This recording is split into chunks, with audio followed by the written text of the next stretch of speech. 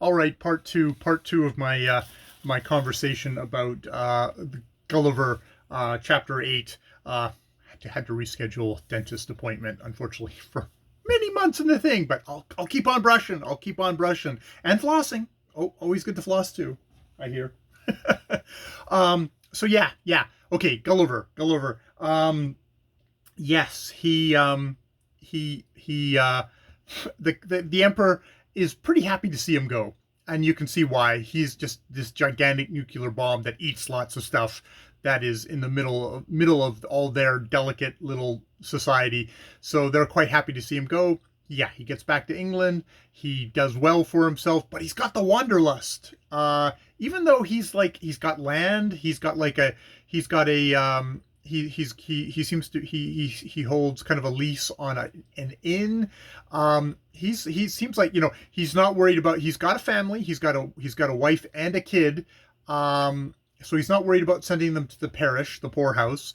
But he's got the wanderlust. He needs to get going. He wants to get going again, so he's going to go off for his next adventure. Surat, which I guess is the East India Company, had a factory there. So we know stuff is continuing on. Definitely kind of the thing of like economic empire.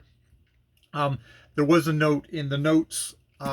Not as many heavy notes on this section, but definitely a thing about the whole thing about bringing wool back, like fine wool. There's a whole satirizing the whole English hunger for finer and finer wool is like a fashion thing.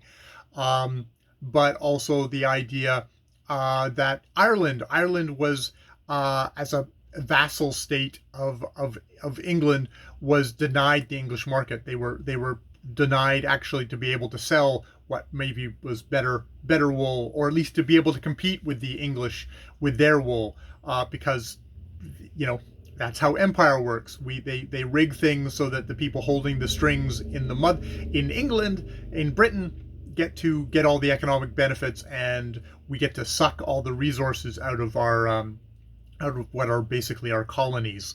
So yes, that was going on in there, just maybe a little faintly touched upon by this idea of Gulliver bringing back tiny little sheep with their tiny little microscopic.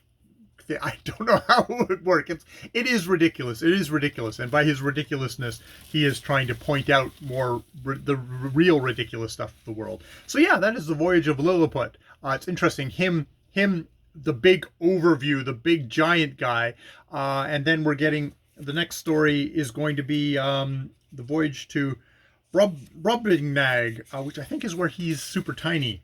So we'll do that one next. This one all takes place off of Van Diemen's Land, so we're talking like off of kind of Australia. So these are the known world edges at this point. Australia, land of mystery. All right, I will leave it there. Or Australia or New Zealand? Yeah, one of there. There's my knowledge of geography doing well. All right, more videos later.